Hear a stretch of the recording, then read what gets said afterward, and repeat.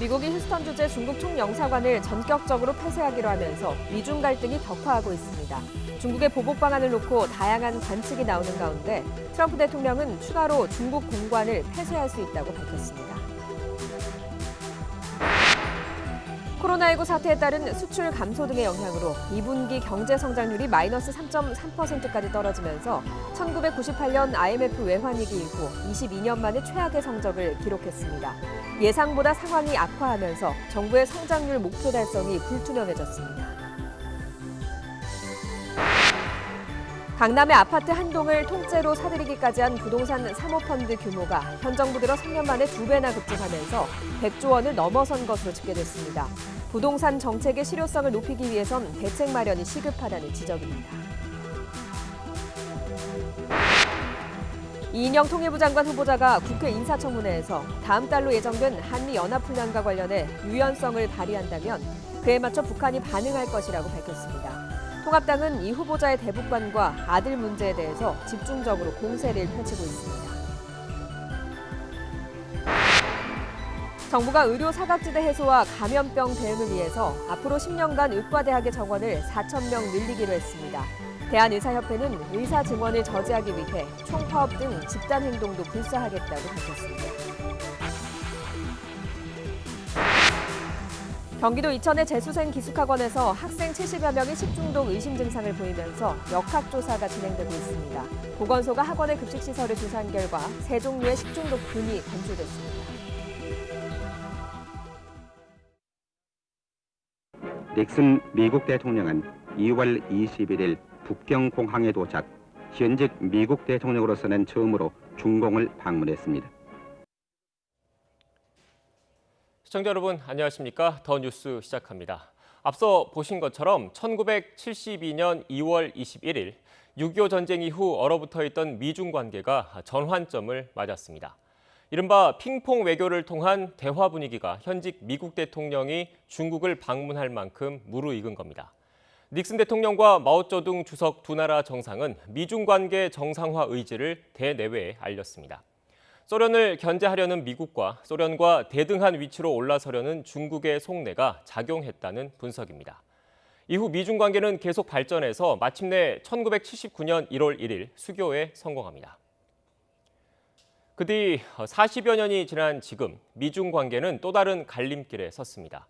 미국이 텍사스주 휴스턴 주재 중국 총영사관 폐쇄를 전격적으로 요구한 겁니다. 수교 이후 미국에 설치된 중국의 첫 영사관입니다.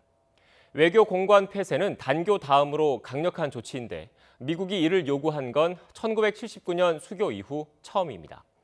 일단 미국 정부는 미국의 지적재산권과 미국인의 개인정보를 보호하기 위한 것이라고 설명했습니다. 구체적인 이유는 밝히지 않았습니다. 중국 역시 미국에 맞서서 보복 조치를 내놓을 것으로 예상되는 상황. G2, 그러니까 두 강대국 간 갈등의 골이 임계점을 향해 가고 있다는 우려가 커지고 있습니다. 그럼 자세한 내용은 취재기자 연결해 알아보겠습니다.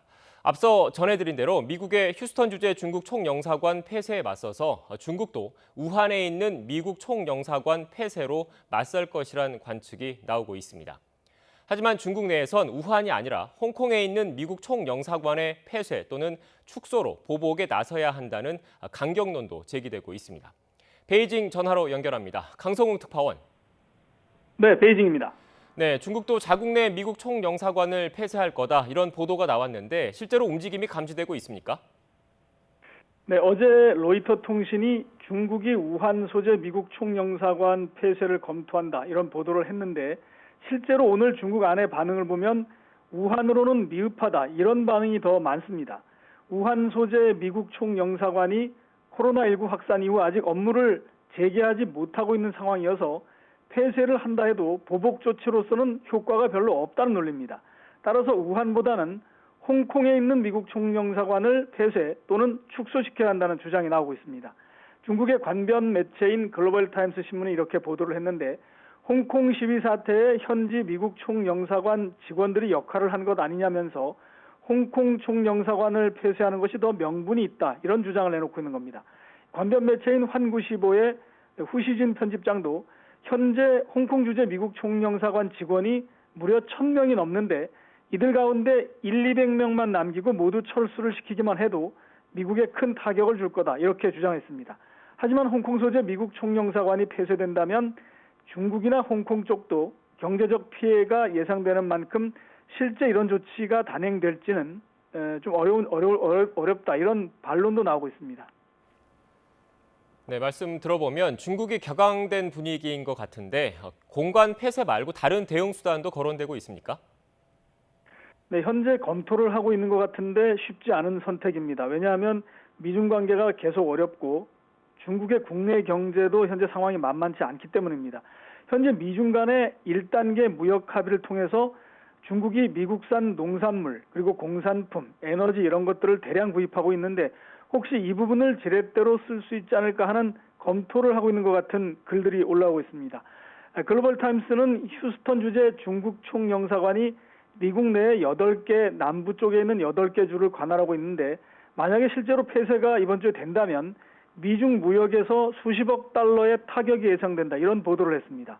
특히 텍사스주의 경우 한 곳만 보더라도 지난해 대중국 수출이 110억 달러를 넘었고 또 중국 기업이 올 3월 기준으로 볼 때 208개가 투자를 하고 있다는 겁니다. 중국 공산당 기관지 인민일보는 만약 미국이 중국 총영사관을 추가로 폐쇄한다면 미국도 이번에는 적지 않은 경제적 타격을 감수해야 할 것이다. 이런 점을 간접적으로 경고하기도 했습니다. 지금까지 베이징에서 YTN 강성웅입니다. 고 박원순 전 서울시장의 휴대전화에 대한 디지털 포렌식에 나선 경찰이 전화에 걸린 비밀번호를 해제했습니다. 그리고 본격적인 분석 작업에 착수했습니다. 다만 성추행 의혹 관련 증거는 확보할 수 없어서 관련 수사엔 어려움이 따를 전망입니다. 피해자 측은 다음 주 국가인권위원회에 성추행 의혹 관련 진상조사를 요청하기로 했습니다. 취재기자 연결합니다. 부장원 기자. 네, 사회부입니다. 네, 경찰이 박원순 전 시장 휴대전화의 비밀번호를 풀고 포렌식 작업을 진행하고 있죠. 네, 그렇습니다. 경찰이 박원순 전 시장을 둘러싼 각종 의혹을 규명할 결정적 단서인 휴대전화 포렌식 작업에 본격 착수했습니다. 앞서 경찰이 박 전 시장이 숨진 장소에서 확보한 신형 아이폰 한 대가 대상인데요. 그동안 밀봉된 상태로 보관해오다가 어제 유족 대리인과 서울시 관계자가 참관한 가운데 봉인을 풀고 포렌식 절차를 시작했습니다. 기종이 보안성이 뛰어난 아이폰인 만큼 휴대전화 비밀번호를 푸는 데만 여러 달 걸릴 것으로 전망됐었는데요. 하지만 경찰은 최근 피해자 측으로부터 비밀번호를 제보받아 곧바로 암호를 푸는 데 성공했습니다. 이 전화기는 업무용 공용폰이었는데 비서실 출신인 피해자가 암호를 기억하고 있었던 겁니다. 디지털 포렌식은 휴대전화 속 정보를 원본 그대로 온전하게 옮기는 이미징 절차와 사건 정보를 추출하는 선별 절차로 나뉘는데요. 경찰 관계자는 이미징 작업은 이미 마쳤고 선별 절차 등을 거쳐 자료를 확보한 뒤 계속 수사를 진행하겠다고 설명했습니다. 현재 경찰은 박 전 시장 사망 경위와 관련해 타살 혐의점은 없다고 잠정 결론 낸 상태인데요. 포렌식 분석 결과 특별한 점이 없으면 조만간 변사 사건에 대한 내사를 종결할 방침입니다. 그런데 이렇게 포렌식 절차를 통해서 관련 자료를 복원해도 막상 성추행 사건 수사에는 활용할 수 없다고요? 네, 그렇습니다. 이론적으로 포렌식 작업을 통해선 통화 내역이나 문자 메시지는 물론 텔레그램 메신저 대화나 인터넷 검색 기록까지 생전 행적을 고스란히 복원할 수 있습니다. 박 전 시장이 텔레그램으로 음란한 사진이나 문자를 보냈다는 피해자 측 주장을 입증할 증거와 피소 사실을 어떻게 알게 됐는지까지 밝힐 수 있는 핵심 단서인 셈입니다. 하지만 휴대전화는 열렸어도 이번 포렌식 조사의 범위는 사망 경위를 밝히는 데 국한돼 있어서 다른 사건 수사에는 활용할 수가 없습니다. 성추행이나 피소 사실 유출 의혹 등과 관련한 자료까지 확보하려면 별도로 압수수색 영장을 발부받아야 하는데요. 그래서 경찰이 포렌식 작업이 시작되기 전 성추행 사건 관련 내용도 볼 수 있게 해달라며 법원에 압수수색 영장을 신청했었는데 그제 법원에서 기각됐습니다. 범죄 혐의와의 관련성 등 압수수색 필요성이 충분히 소명되지 않았다는 게 이유입니다. 경찰은 일단 보강 수사를 거쳐 영장을 다시 신청할지 검토하겠다는 입장인데 사건 당사자인 박 전 시장이 숨진 만큼 의혹을 규명하기는 어려워진 상황입니다. 이에 피해자 측은 다음 주 국가인권위원회에 성추행 의혹 관련 진상조사를 요청하기로 했습니다. 인권위는 피해자 측 진정이 접수되면 조사에 나서겠다는 입장인데요. 다만 인권위 조사는 강제성이 없고 조사 결과가 나와도 권고 수준의 대응만 가능해 결국 실체적 진실을 밝히려면 한계가 있다는 지적이 나옵니다. 지금까지 사회부에서 YTN 부장원입니다. 최근 경기도 안산 유치원에서 집단 식중독 사태가 발생한 데 이어서 이번엔 이천에 있는 기숙학원에서 학생 수십 명이 장염과 고열 등 식중독 의심 증상을 호소했습니다. 보건소가 조사에 나섰습니다. 1차 검사 결과 식중독균 3종류가 나왔다고 하는데요. 현장에 취재기자 연결해서 자세한 내용 알아보겠습니다. 김우준 기자. 네, 경기도 이천시에 있는 기숙학원 앞에 나와 있습니다. 네, 이번에도 경기도에서 집단 식중독 의심 증상이 발생했는데 기숙학원이면 수험생들이 머무는 곳이지 않습니까? 네, 그렇습니다. 이곳 기숙학원은 경기도 이천시에 위치해 있습니다. 이 기숙학원은 수험생 등이 이곳 안에서 삼시세끼와 24시간을 생활하는 기숙학원입니다. 한 달에 수강료만 300만이 넘는 유명 기숙학원 가운데 한 곳인데요. 이곳 기숙학원에 다니는 학생만 500여 명에 이르는 것으로 확인이 됐습니다.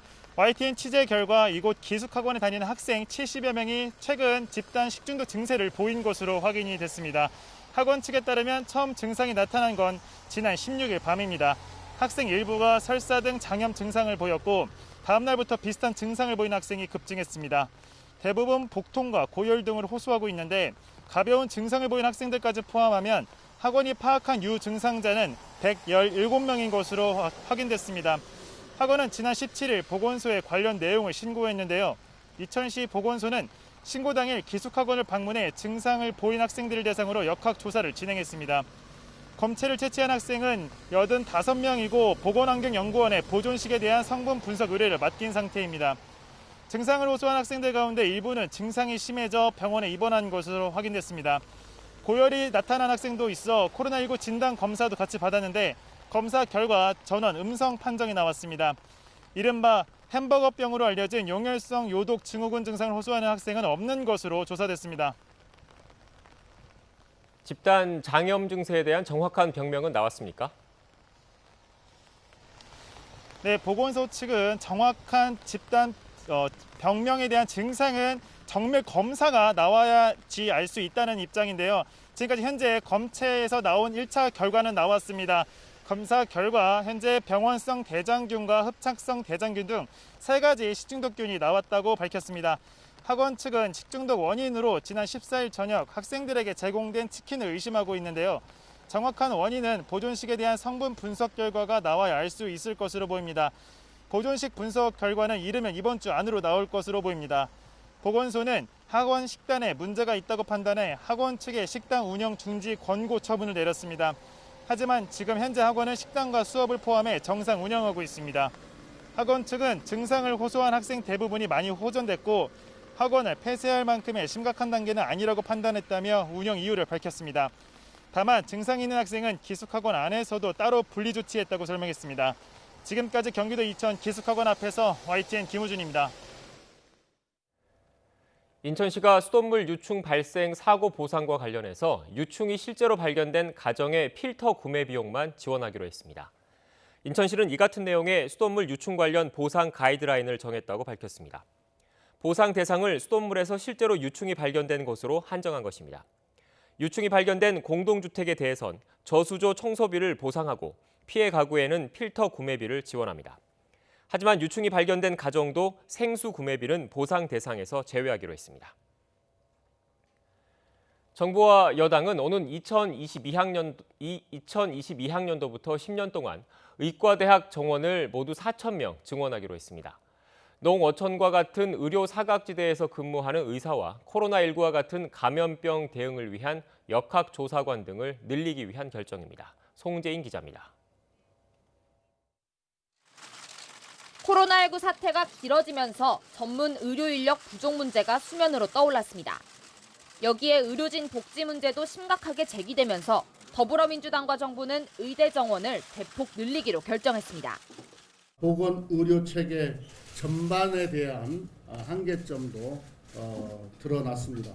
의료진 덕분에 국민의 생명과 안전을 지켜내고 있지만 언제까지 이들의 헌신에만 의지할 수는 없습니다. 이에 따라 현재 3,058명인 의대 정원은 오는 2022학년도부터 10년 동안 해마다 400명씩 모두 4,000명 늘어납니다. 이 가운데 3,000명은 지역 의사제를 통해 지방 중증 필수 의료 분야에 의무적으로 종사하게 됩니다. 의료 격차 해결을 위한 제도인데 지방 의료기관에서 10년 의무 근무하는 대신 전액 장학금을 받을 수 있습니다. 취약지를 포함한 지방의 의료기관과 필수 진료 과목의 인력의 부족 등 지역별, 전문 과목별, 분야별 인력 배치 불균형 문제도 심각한 수준에 달해 있습니다. 나머지 선발 인원 1,000명 가운데 500명은 역학조사관, 중증 외상 등 특수 분야 전문가로, 또 나머지 500명은 기초과학과, 제약, 바이오 등 의과학자로 육성됩니다.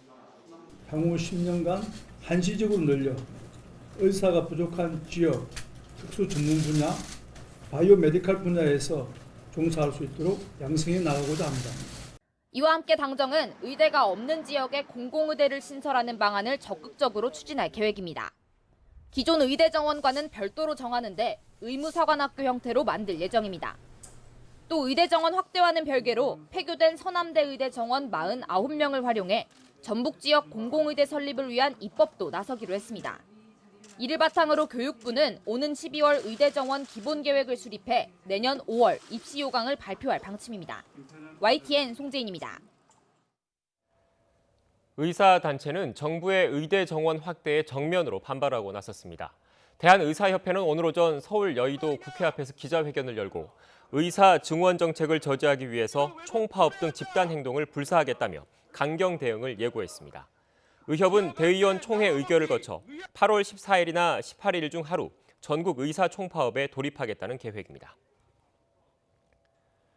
코로나19 경제 충격에 따른 수출 급감으로 2분기 경제 성장률이 전분기보다 3.3%나 뒷걸음질 쳤습니다. 1998년 외환 위기 이후 최악의 수치입니다. 이종수 기자입니다. 한국은행은 2분기 실질 국내 총생산이 1분기에 비해 3.3% 감소했다고 밝혔습니다. 1분기 마이너스 1.3%에 이어 2분기 연속 역성장한 겁니다. 마이너스 3.3% 2분기 성장률은 글로벌 금융위기 때인 2008년 4분기 수준으로 외환위기 때인 1998년 1분기 마이너스 6.8% 이후 최악입니다. 한은은 지난달에 2분기 성장률을 마이너스 2% 초중반으로 예상했는데 예상보다 크게 저조한 겁니다. 코로나19 그 진정 정도가 대다수 전문가의 예상에 미치지 못하고 있고 그런 상황에서 재화 수출과 민간 소비 부분이 그 실적이 당초 예상한 것보다 부진한 데 주로 기인한다 이렇게. 실제로 수출이 16.6% 급감해 마이너스 24%를 기록한 1963년 4분기 이후 56년 6개월 만에 가장 저조한 실적을 보였습니다.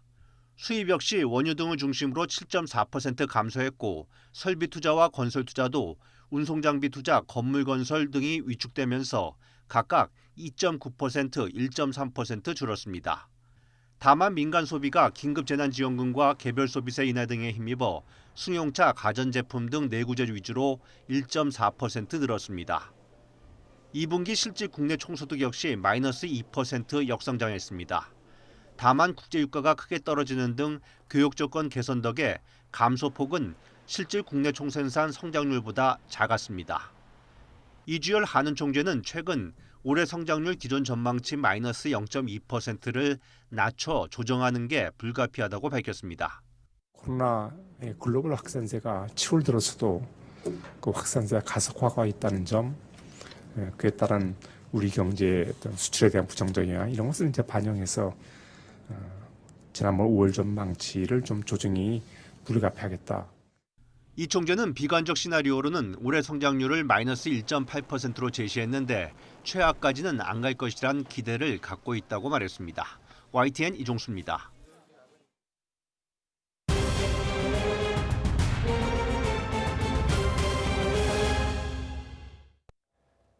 코로나19 관련 소식입니다. 수도권과 광주를 중심으로 감염이 확산하면서 어제 하루 코로나19 신규 환자가 59명 늘었습니다. 중앙방역대책본부는 오늘 0시 기준 국내 확진자는 13,938명, 사망자는 297명이라고 밝혔습니다. 지역 발생만 39명에 달했는데 서울에서 11명, 경기 17명, 인천 2명, 광주에서 9명이 확인됐습니다.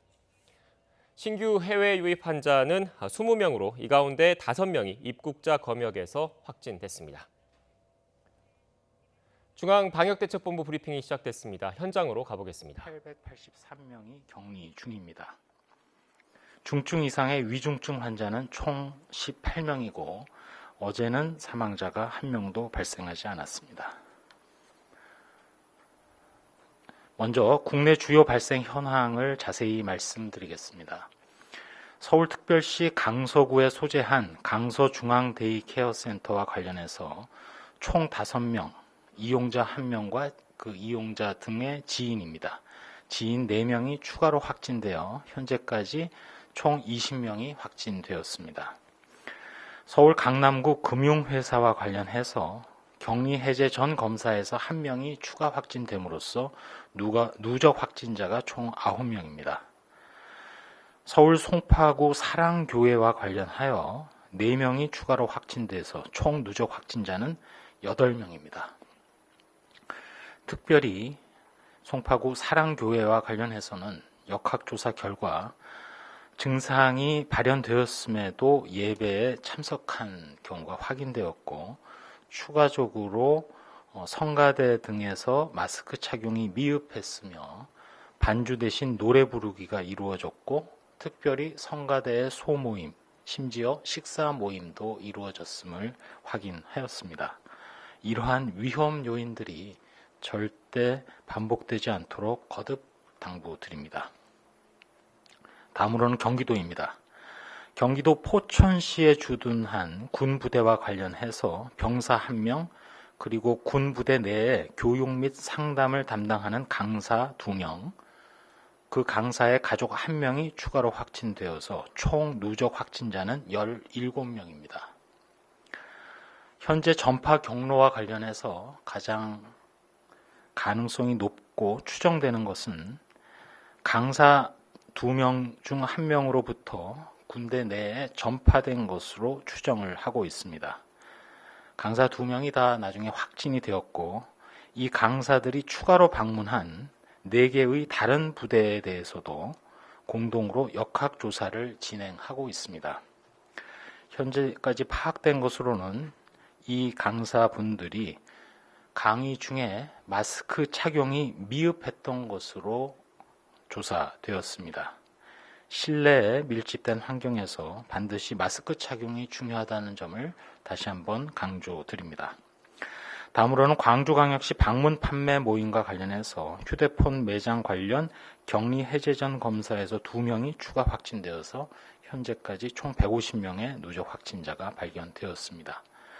그리고 광주 역시 일가족과 관련해서 지표 환자가 지난 7월 22일 확진된 후 6명이 추가로 확진되어 총 누적 확진자는 7명이며 기존 발생과의 연결고리에 대해서는 역학조사를 진행하고 있습니다. 다음으로는 해외 유입 확진자입니다. 20명이 발생을 했습니다. 검역 단계에서 5명, 그리고 입국 후 지역사회에서 자가격리 중 15명이 확인되었습니다. 전체 20명의 추정 유입 국가는 아메리카 대륙 9명, 전체가 다 미국 9명입니다. 유럽 1명, 중국 외 아시아가 10명으로 러시아 5명, 우즈베키스탄 3명 등입니다. 현재까지 해외 유입 사례 총 2,145명 중에 46.7%가 검역 단계에서 확인되었고 지역사회에서 발견된 해외 유입 사례가 1,143명입니다. 다음으로는 연구개발 조사 등과 관련해서 진행 상황을 말씀드리면 먼저 국내 코로나 항체가 지난번 1차 조사 결과에 대해서 말씀드린 바 있고 현재 2차 조사를 준비를 하고 있습니다. 당시 국민건강영양조사 자녀혈청 2차 분우를 현재 수집하고 있고 지난 1차 조사에서 빠져 있던 대구, 대전, 세종 등의 지역을 포함하여 혈청을 수집하고 있습니다. 향후 혈청 수집이 완료되면 8월 말경 항체가 조사 결과를 도출할 예정임을 말씀드리고 이와 별개로 연구 용역을 통해서 8월 중에는 대구 경산 지역의 일반인 등 3,300명에 대한 항체가 조사도 진행되고 있습니다. 국민 여러분들께 행정안전부에서 운영하고 있는 안전신문고 제도의 적극 활용을 요청드린 바 있고 특별히 최근에 신고된 사례 중에서 거리 두기 등과 관련해서 주요 신고 사례를 소개해드리면 오늘은 두 가지를 말씀드리겠습니다. 먼저 음악 동호회 회원들이 밀폐된 지하 공간에서 약 50 내지 60명이 모여서 마스크를 착용하지 않은 채 음악 연습을 실시한 것이 신고된 바 있습니다. 또 한 가지는 영화관 출입 시에 출입 명부 작성을 하지 않고 또 좌석 배치에 있어서도 거리 두기가 없는 그런 개선이 필요한 사항이 신고되었음을 말씀드립니다. 앞으로도 계속 안전신문고 제도를 적극 활용해 주시고 이렇게 잘 지켜지지 않는 거리 두기의 주요 신고 사례에 대해서는 개선 조치를 시행하도록 하겠습니다. 내일 오는 7월 24일 18시부터 전국 교회에 대해서 방역수칙의 행정조치, 즉 집합 제한 조치가 해제됩니다. 그러나 해제 후에도 예배 시에 방역수칙을 준수해 주셔야 되고 동시에 감염 위험도가 높은 활동, 즉 소모임, 행사, 식사 등의 활동을 자제해 주시기를 거듭 당부드립니다.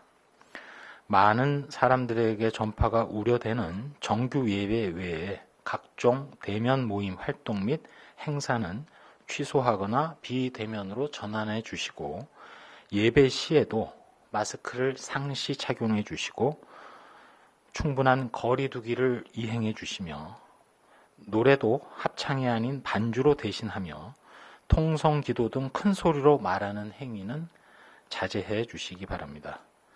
음식 제공이나 단체 식사도 하지 말아 주실 것을 요청드립니다. 본격적인 휴가철을 맞아 슬기로운 휴가에 대한 수칙 준수도 여러 번 말씀드렸습니다. 휴가는 되도록이면 가족 단위 소규모로 그리고 밀접한 장소나 혼잡한 여행지, 혼잡한 시간대를 피해서 가시고 개별 차량을 이용해서 이동하는 것을 권고드립니다. 실내에서 상시 마스크 착용 및 휴게소나 식당, 카페 등에서는 최소 시간만 머무르시고 항상 사람 간의 2m 이상의 거리를 요청드립니다. 지금 호우가 내리고 있는 지역이 많습니다. 장마철을 맞아서 강조드린 대로 세균성 이질이나 장티푸스, 각종 음식물을 통해서 전파되는 수인성 감염병이 우려가 되고 또 집중호우 직후부터 모기의 증가로 일본 내염이나 경기 북부 지역의 말라리아도 주의가 필요합니다.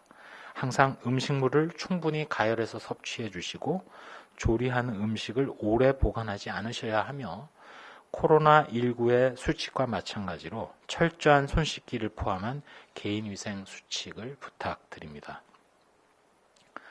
마지막으로 현 상황에 대해서 잠깐 말씀을 드리면 코로나19 상황과 관련해서 국내의 상황은 저희 방역당국이 판단하기로는 여전히 잠재적 확산이 우려되는 살 얼음판 위의 단계로 생각하고 있습니다. 일선 현장을 가장 잘 아는 저희 방대본의 박영준 역학조사 팀장의 얘기로는 일선 역학조사관들이 여전히 지역사회에 감염 연결고리가 많이 존재하고 있다고 얘기들을 합니다. 일상 속에서 긴장을 늦추지 않아야 할 시기입니다. 더군다나 휴가철을 맞아 지역사회 전파고리를 끊어내야 되고 지금의 감염 억제 상황이 또다시 재확산 상황으로 바뀌지 않도록 또 한 번의 노력이 필요합니다. 이 상황에서 해외 상황을 말씀드리지 않을 수 없습니다. 현재 해외 상황은 그야말로 폭발적인 확산 단계로 미국만 하더라도 누적 확진자가 400만에 육박하면서 지난 2주 만에 100만 명이 늘어난 것으로 파악이 됩니다.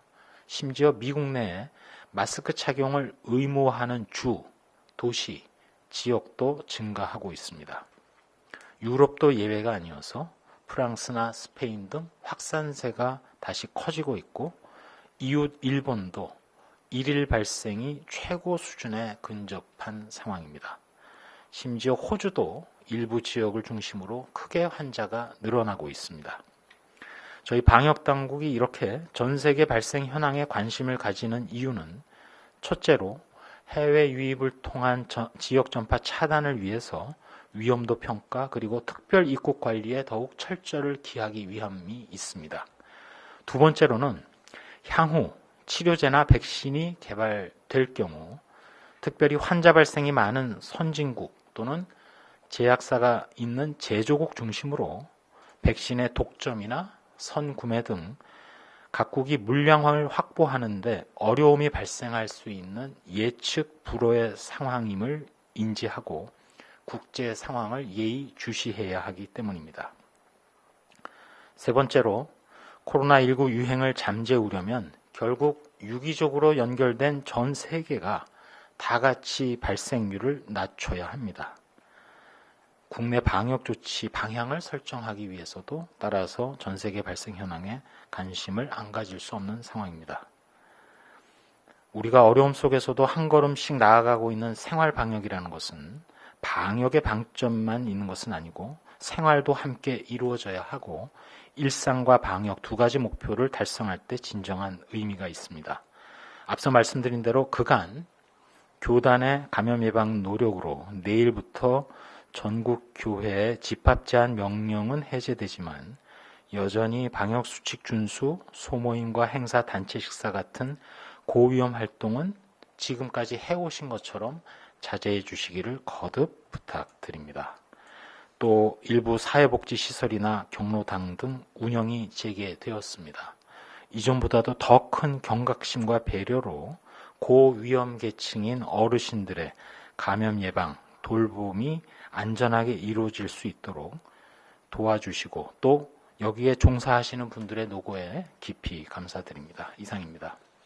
네, 지금부터 기자님들 질문에 답변. 지금까지 중앙방역대책본부 브리핑 들었습니다. 주요 내용 정리하겠습니다. 서울 강서 중앙 데이케어 센터에서 5명이 추가로 확진 판정을 받았습니다. 서울 송파구 사랑교회에선 4명이 추가로 확진됐습니다. 또 포천 육군부대 관련해선 외부 강사의 마스크 착용이 미흡했다는 당국의 설명이 있었습니다. 해외 유입 환자 20명이 발생했는데 미국에서 9명, 유럽에서 1명 등이 나왔습니다. 또 국내 코로나 항체 2차 조사를 준비하고 있습니다. 이를 위해서 1차 조사에서 빠졌던 대구와 대전, 세종 지역의 혈청을 수집하고 있고 8월 말쯤 항체가 조사 결과가 나올 예정이라는 당국의 설명이 있었습니다. 이어지는 브리핑과 질의응답은 YTN 유튜브 채널을 통해서 확인할 수 있습니다.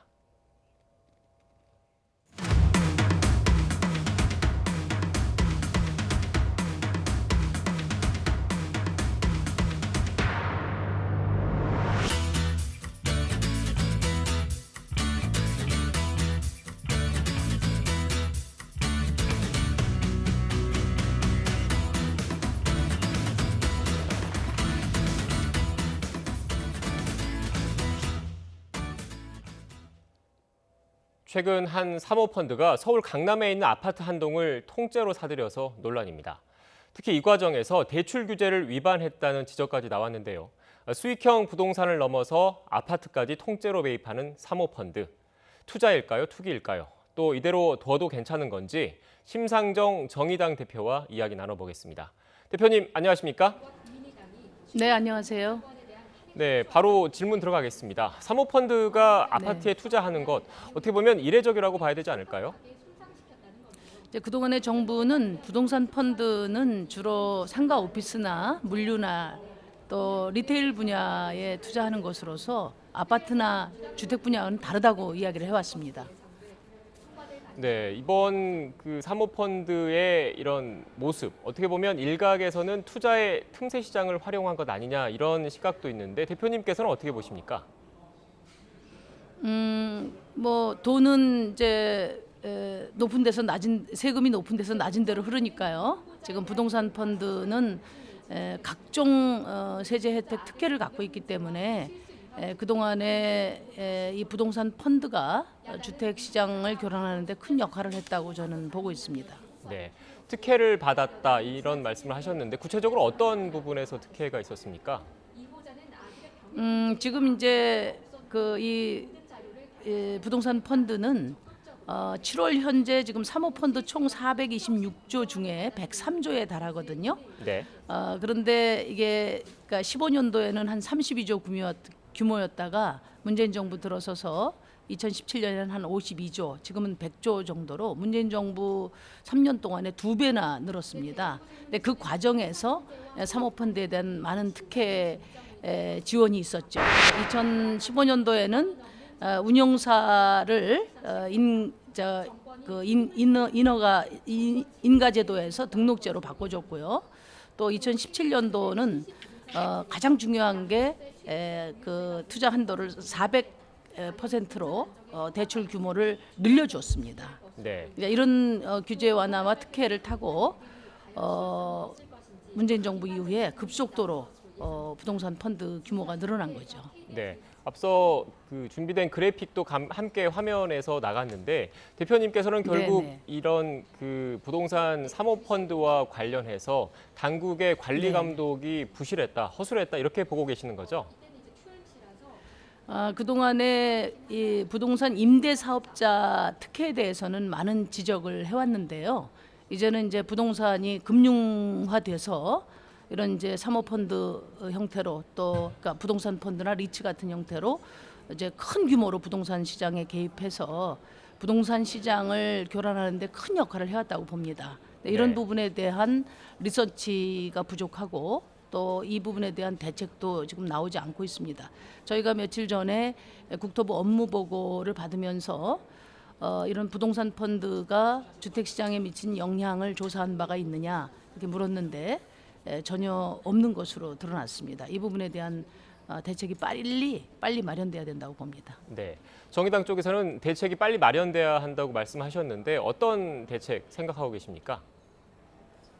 일단은 이제 그 세제 혜택이 가장 크거든요. 그러니까 부동산 펀드의 경우에는 이제 취득세 경우도 이제 수도권 과밀 지역 같은 경우에는 3배까지 중과세 하도록 돼 있는데 이 자산운용사가 펀드로 매입하는 경우에는 이제 중과세 대상에서 제외되고요. 또 재산세나 종합부동산세 경우에도 펀드별로 분류과세를 하니까 사실상 종합부동산세는 거의 안 내거나 아주 조금만 내게 되는 그런 상황이 됩니다. 그러니까 이런 부동산 펀드가 주택시장에 미친 영향을 정확하게 조사를 해서 그 부동산 펀드에 주어진 여러 특혜들을 폐지하는 그런 적극적인 검토가 있어야 한다고 봅니다. 네. 이번 구매 관련해서는 대출 위반 논란도 불거졌더라고요. 네네. 구체적으로 어떤 내용입니까? 이제 그 부동산 펀드가 투자를 받는데 여러 이제 기준들이 있습니다. 네. 예를 들면 뭐 400배까지 아니 400%까지 차입할 수 있다든지 이런 기준이 있는데 특히 이제 지금 논란이 된 새마을금고 같은 경우에는 이제 LTV나 DTI에 따른 어떤 대출 규모가 있는데요. 그것을 초과하는 대출이 이루어져서 추후 이제 시정이 된 것으로 알고 있습니다. 네, 대출은 결국 회수하기로 결정이 된 거죠? 지금 뭐 당연히 그렇게 돼야 되고 그렇게 하고 있는 것으로 알고 있습니다. 네. 대표님, 이번 사안 말고 또 부동산 투자 펀드의 부동산 투자 관련해서 사모펀드의 다른 투자 사례 혹시 파악하고 계신 게 있습니까?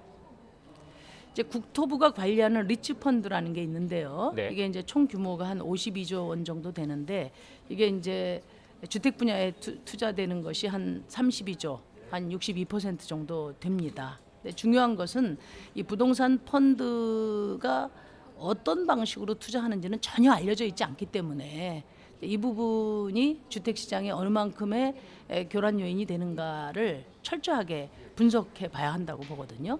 네. 이제 그동안에 이 부동산 펀드의 특혜와 그다음에 리츠의 장점들을 이제 종합해서 또 부동산 투기 이익을 확대하는 그런 이제 절세 방안도 많이 활용된 것으로 알고 있습니다. 그런데 이런 부분에 대해서 정부가 구체적인 조사나 통계를 갖고 있지 않은 것이 저는 문제라고 봅니다. 네, 앞선 그래픽 한번 다시 보여주시겠습니까? 부동산 사모펀드 증가 추이 그래픽 좀 띄워주십시오. 네, 대표님, 저희가 화면상으로는 이 관련된 그래픽이 나가고 있는데 앞서 설명해주신 내용입니다. 부동산 사모펀드 증가 추이가 51조 2천억 원에서 103조 9천억 원으로 늘어났다라는 지금 그래픽이 나가고 있는데 대표님 말씀하신 내용을 들어보면 사모펀드의 특성상 이 103조보다 추가적으로 아직 드러나지 않은 그런 그 액수가 많을 것이다 이런 말씀이신 거죠? 그러니까 지금 이제 사모펀드가 426조인데 부동산 펀드는 103조 9천억 정도로 지금 이제 파악이 되고 있습니다. 그런데 이번에 아까 보도된 것처럼 이 부동산 펀드가 아파트를 통째로 산 경우도 있고요. 최근에 논란이 되고 있는 옵티머스 자산운용사 같은 경우에도 거기는 이제 공공 매출 채권에만 투자한다고 공시를 했는데 실상은 이제 부동산 투자를 많이 한 것으로 드러났어요. 그러니까 이 사모펀드는 어디에 어떤 방식으로 투자하는지가 전혀 드러나 있지 않기 때문에 아마 실상은 부동산 투자에 훨씬 많은 그러니까 천문학적인 돈이 그 투자됐다고 생각합니다. 그래서 이 부동산 펀드가 그동안의 부동산 가격 폭등을 이끌어오는데 저는 주도적인 역할을 했을 거라고 생각합니다. 네, 대표님 그런데 일각에서는 말 그대로 사모펀드라는 게 개인 자산가들의 돈을 모아서 펀드를 만드는 거지 않습니까? 그런 특성 때문에 기본적으로 이 자금의 출처 그리고 자금이 어디에 활용되는지를 파악하는 데는 근본적인 한계가 있다라는 지적도 있거든요. 그러나 이제 그렇기 때문에 이제 더 문제인데요. 지금 온 국민이 이 부동산 그 가격 폭등 때문에 고통을 받고 있지 않습니까? 그리고 각종 대책이 지금 나오고 있는데요. 그런 부동산 개인 투자뿐만 아니라 이렇게 금융화된 펀드가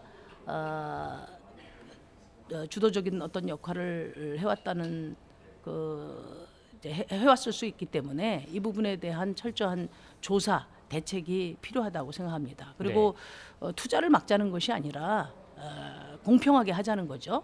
각종 특혜를 통해서 일부에게만 커다란 부를 제공하는 것은 바람직하지 않다. 특히나 이제 주택 토지는 공공재고 또 주거권은 기본권이기 때문에 이런 것이 침해돼서는 안 된다는 게 우선 돼야 되고요.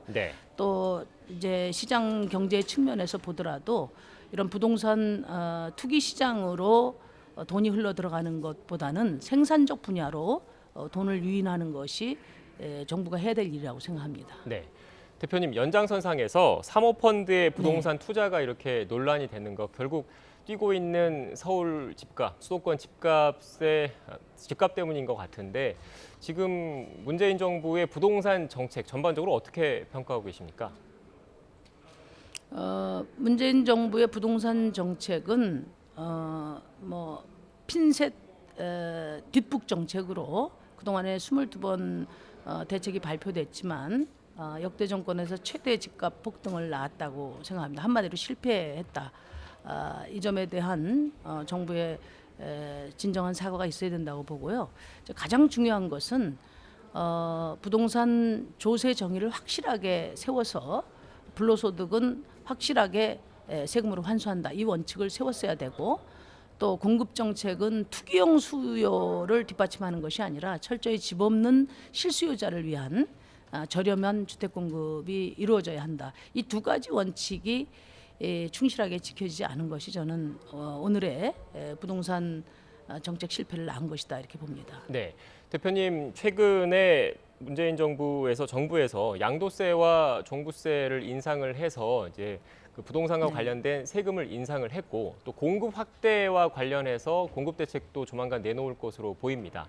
일단 수요와 공급 측면에서 나름대로 뭐 후속 대책을 내놓을 거라고 지금 하고는 있는데 정의당에서는 그러면 어떤 대책을 강구하고 계십니까? 우선 정부가 이번에 이제 종부세와 관련해서는 다주택자 중과세는 바람직하게 안이 나왔다고 보고요. 그런데 종부세의 80%를 차지하는 법인의 토지 소유에 대해서는 지금 어떤 대책도 내놓지 않고 있거든요.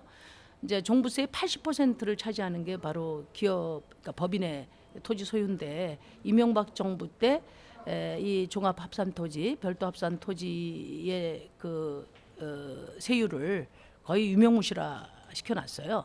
그래서 2007년부터 17년까지 기업의 부동산 소유가 여의도의 3,200배까지 늘었습니다. 그래서 저희 정의당은 종합부동산세 다주택자 중과세에 더해서 법인의 토지 소유에 대한 과세도 정상화해야 된다 하는 것이 가장 중요하고요. 공급 정책에 있어서는 공급은 철저히 집 없는 서민들의 접근할 수 있는 그런 주택이어야 된다. 그러면 저렴해야 되고요.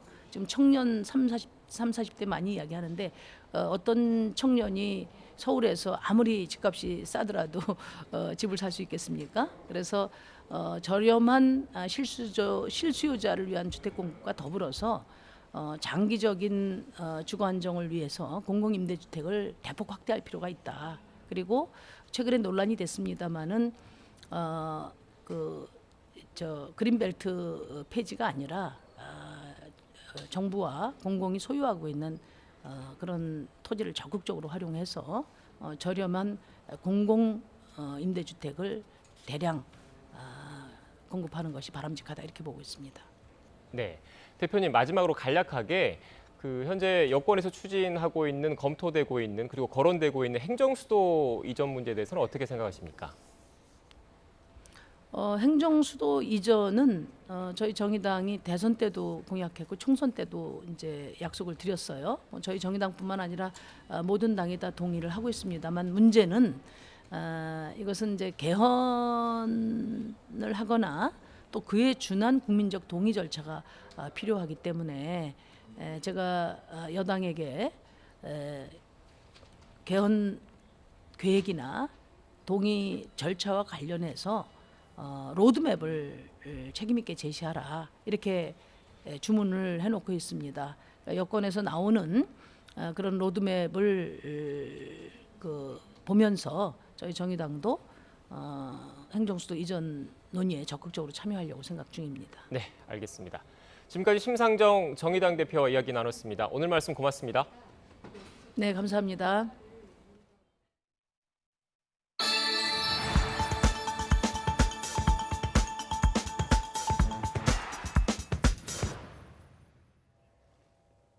오늘과 내일 전국에 강한 비바람이 몰아치겠습니다. 특히 남해안과 동해안에는 250mm가 넘는 호우가 예상되고 있는데요. 주의가 필요합니다. 자세한 비 상황 알아보겠습니다. 박현실 캐스터. 네, 상암동 야외 스튜디오에 나와 있습니다. 네, 서울도 빗줄기가 굵어지고 있죠. 네, 1시간 전부터 서울에는 꽤 굵은 빗줄기가 계속 이어지고 있습니다. 약한 우산으로는 이 비바람을 견디기 힘들 정도인데요. 내일 새벽까지 서울을 비롯한 전국 곳곳에 시간당 30mm 이상의 강한 비가 내리겠고요. 남해안과 제주도에는 시간당 50mm 이상의 집중호우가 쏟아지겠습니다. 이미 많은 비로 지반이 약해져 있어서 산사태와 축대 붕괴 등 호우 피해가 우려되니까요. 미리 대비를 철저히 해주셔야겠습니다. 지금 레이더변을 살펴보면 노랗고 붉은색의 강한 호우 구름대가 점차 서해안과 내륙으로 유입이 된 모습입니다. 지금 충남, 서산 등 서해안에는 시간당 30mm 안팎의 장대비가 쏟아지고 있는데요. 이 때문에 서해안과 남해안, 제주도 남부에는 호우주의보가 발효 중이고요. 점차 저녁 사이 서울 등 내륙 대부분 지역에 비바람이 강해지면서 호우특보가 확대하겠습니다. 어제부터 이미 남해안에는 200mm에 가까운 많은 비가 내렸습니다. 경남 합천 가야산에는 179mm, 부산에도 113mm의 누적 강우량을 기록하고 있는데요. 내일 낮부터는 영동과 경북 동해안에 비가 집중되겠습니다. 주말인 모레까지 남해안과 동해안, 제주 산간에는 250mm 이상의 큰 비가 오겠고요. 서울을 비롯한 그 밖의 전국에도 50에서 150mm의 많은 비가 오겠습니다. 바람이 점차 강해지면서 서해안과 제주도에는 강풍주의보가 내려졌습니다. 내일까지 해안가를 중심으로 초속 20에서 30m의 강한 바람이 예상되니까요. 시설물 관리와 안전사고에 주의해 주시기 바랍니다. 지금까지 상암동 야외 스튜디오에서 YTN 박현실입니다.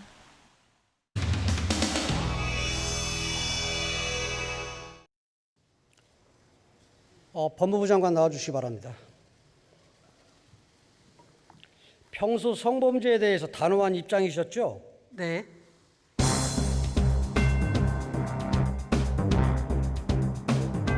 이럴 때 2차 가해자들한테 아들 문제처럼 좀 대처해야 하는 거 아니에요? 이 주구 장관으로서. 제 아들은 아무 문제가 없고요. 의원님의 아니, 그러니까 이 아들 사건 문제 관련 없으니까 질문과 세게 제 아들을 연결시키는 그런 질문은 바람직하지 않은. 뭘 바람직스러우지 않아요. 난 공평하게 공동하라는 얘기죠. 질의에도 금도가 있다라고 생각을 합니다. 장관님 취임하자마자 울산시장 선거 이 청와대 공작 사건의 수사검사, 기소검사 공중분해시키고 좌천시켰어요. 저는 전제 사실이 틀렸습니다. 저는 해당 사건의 수사팀을 그대로 유지하는 인사를 한 바 있습니다. 이래서 이 정권이 뻔뻔하다고 하는 거예요. 좀 듣고 있으세요. 듣고 계시라고. 부끄럽게 생각하셔야 돼요. 지금 일련의 행태를 보면. 뭐가 부끄러워요? 구체적으로 지적해 주시기 바랍니다. 장관님, 발언 자료 다 뒤져봐도 수명자라는 말 쓴 적이 없더라고요. 그런데 법전에 있다니까요. 아니, 장관님 발언 자료 말이야. 말씀하신 거. 그런데 그래서 어쨌다는 겁니까? 아니 왜 자꾸 따지려고 그래? 내 얘기 질문 답변만 하시면 되지.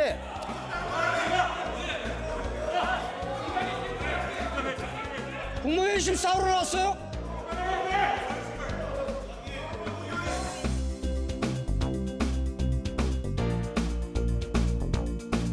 법무부 문건 그럼 최 의원에게 전달했습니까?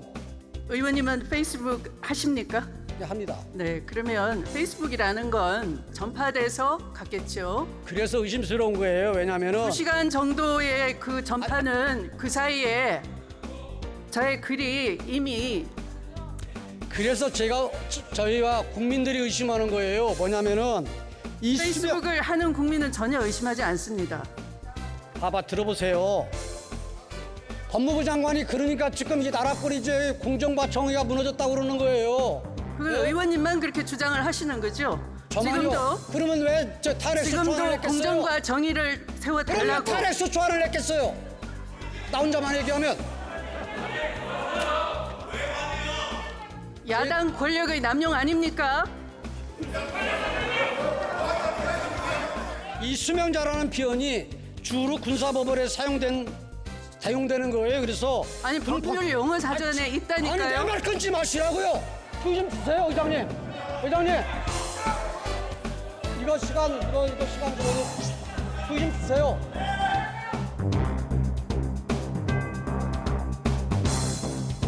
최강욱 의원이 이 작성에 관여했다. 이 지금 추측하고 의심하는 사람들이 있어요. 그래서 그걸 물어보려고 그러는데 왜 그 처음부터 그렇게 난립니까? 난리는 얘기하지. 제가 한 게 아니고 의원님께서 그 논리적으로 인과관계가 성립되는 질문을 하셔야지. 나는 옳고 너는 틀리다. 아니 그 논리. 의원님 말씀은 제 아들 신상까지 결부시켜서 질문을 하니까 오늘의 질문은 제가 연결이 잘 안 돼서 죄송하지만 이 정도밖에 답변을 못함을 양해해 주시기 바랍니다. 많이 양해해 줄 테니까. 장관 잘한다.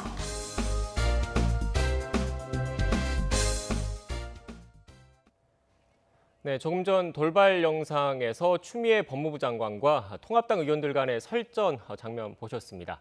연장선상에서 오늘 국회에서 추미애 법무부 장관에 대한 탄핵 소추안에 대한 그 표결이 진행이 됐는데 부결됐다는 소식이 들어왔습니다. 지금 이 시각 국회 본회의장 모습입니다. 이 추미애 법무부 장관의 탄핵 소추안이 부결됐습니다. 어떻게 보면 민주당의 의석수가 과반수를 넘어 있는 상태이기 때문에 부결이 될 가능성이 크다 이런 분석이 많았었는데 예상대로 탄핵소추안은 부결됐습니다. 통합당과 국민의당이 공동 발의한 탄핵소추안이죠. 그제 오전 10시에 국회 본회의에 보고가 됐고 오늘 오후 2시부터 표결이 진행이 돼서 조금 전 그 결과가 나왔습니다. 모두 292명, 아까 국회의원 292명이 투표를 해서 찬성 109표, 반대 179표가 나왔습니다. 결국은 탄핵 소추안이 부결됐다라는 소식을 이제 막 들어왔습니다. 앞서 설명드린 대로 통합당과 국민의당이 공동 발의한 탄핵 소추안입니다. 그제 오전 10시에 국회 본회의에 보고가 됐고 오늘 오후 2시부터 본회의에서 표결이 진행이 됐습니다. 표결 결과를 집계를 했고 조금 전에 그 결과가 나왔습니다. 결론적으로는 부결됐다라는 소식이 들어왔습니다. 보다 자세한 내용은 이어지는 뉴스에서 취재기자 연결해 전해드리도록 하겠습니다. 다음 소식입니다. 검언 유착 의혹 사건을 놓고 외부 전문가 의견을 듣기 위한 검찰 수사심의위원회가 내일 오후 열립니다. YTN 취재 결과 유착 당사자로 지목된 이동재 전 채널A 기자와 한동훈 검사장의 수사 계속과 기소 여부를 놓고 모두 4차례 표결을 거치는 것으로 확인됐습니다. 박석영 기자입니다. 내일 오후 2시 대검찰청 15층에 소집되는 검언 유착 의혹 검찰수사심의위원회에는 양창수 위원장과 심의위원 15명이 참석합니다. 수사팀과 변호인들은 물론 피해 폭로자 이철 전 밸류인베스트 코리아 대표와 유착 당사자로 지목된 이동재 전 채널A 기자, 한동훈 검사장도 직접 나옵니다. YTN이 확보한 수사심의위 진행 문건을 보면 안건으로는 이 전 기자와 한 검사장 수사 계속과 기소 여부가 명시됐습니다. 먼저 심의위원 회피나 기피 절차 이후 본격적인 심의 절차가 진행되는데 자유토론으로 수기 절차를 거친 뒤 표결 절차가 이뤄집니다.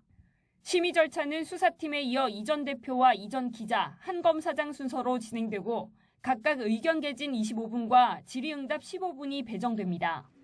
참석자들은 한 검사장과 이 전 기자 공모 여부에 방점을 찍으며 각자 의견을 개진할 것으로 보입니다.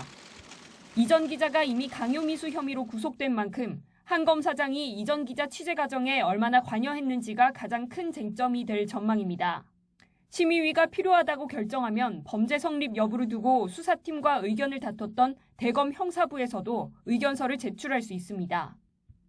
결과 절차에 이르면 심의위원들은 이 전 기자와 한 검사장 각각 수사 계속 여부와 기소 여부를 놓고 모두 4차례의 표결로 결론을 내립니다.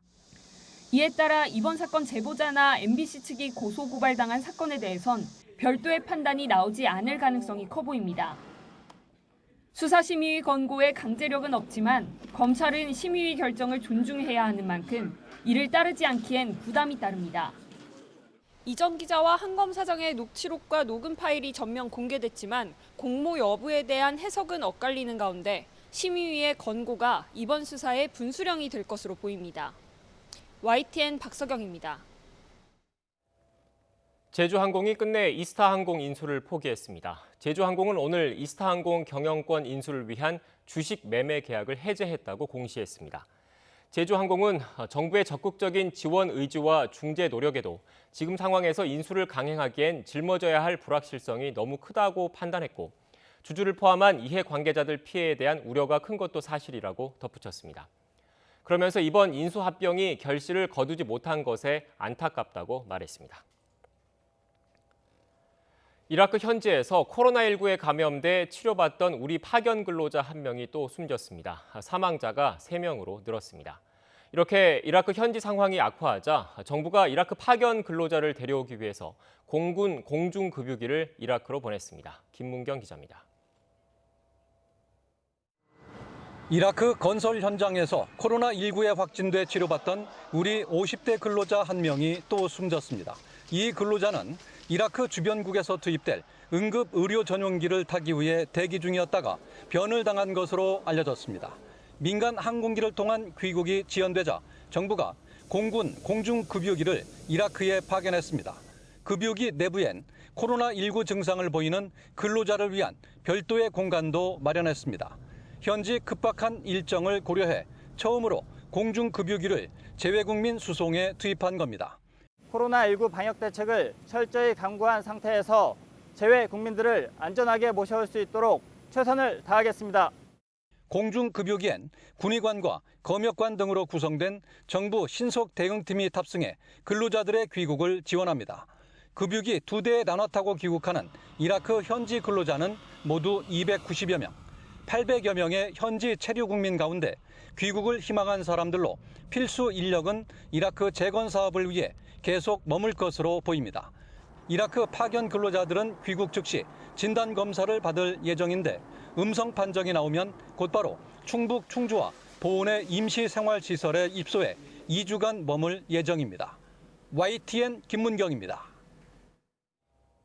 미국 정부가 또다시 코로나19 백신 물량 선점에 나서면서 6억 회 접종분의 백신을 미리 확보했습니다. 이 가운데 세계보건기구 WHO는 백신을 처음으로 접종할 수 있는 시기로 내년 초로 전망했습니다. 이교준 기자입니다. 미국 정부는 미국 제약사 화이자와 독일 바이온테크가 공동 개발 중인 코로나19 백신의 대규모 구매 계약을 체결했습니다.